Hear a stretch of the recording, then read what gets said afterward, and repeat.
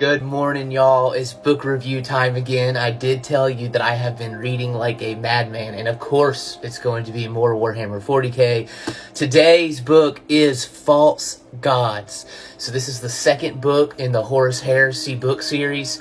I'm not going to call it a trilogy or anything like that, because let me tell you, it is very much not that, because it's like, I had thought it was ended, but it hasn't ended yet, and I think they're up to like 53 books at this point, so, 53, we are getting there slowly but surely. We are climbing that mountain on our hands and knees.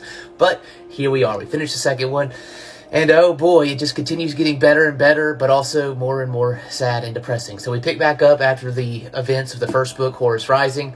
We have Loken, who is kind of our main character. I mean, we go, through quite a few Space Marines and Astartes, but, Loken's one of the ones we've been focusing on, and we pick back up, and we see he's training, but things are a little bit different now. After the end of the first book, we've seen chaos for the first time. People start to know that there's something different going on in the world that they haven't been told about, that they aren't supposed to know. Just something's off. And then we end up going to the planet of Davin, or Davin's moon, because one of the colonies that they had already taken over and, gotten things straight, and all right, you're a part of the Imperium now, well, apparently they are revolting, and we don't understand why, because the person that was put in charge, it was someone that was really trustworthy. It was someone that Horus trusted. So, what's the deal here? So we show up, and everything is just off. The planet's dark.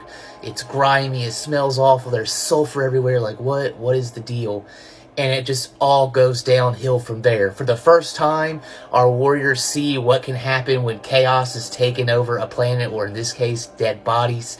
And everything goes down to the point that even Horus, the greatest of the Emperor's sons, the Emperor's favorite son, is wounded, and it looks like he's about to die. And then part of the Mournival, so we find out in the first book you have the Mournival, and that's what Loken's a part of. It's 4 Astartes that are Horus's trusted inner circle that he expects to use to keep his conscience and keep him going in the right direction. Half of them want to take him to this temple to save him no matter what. But here's the thing, that's considered heresy. That's going with religion. That's going with things that are not science. You're not supposed to do that. And we then see the downfall begin. We see where Horus is tempted by the Chaos Gods.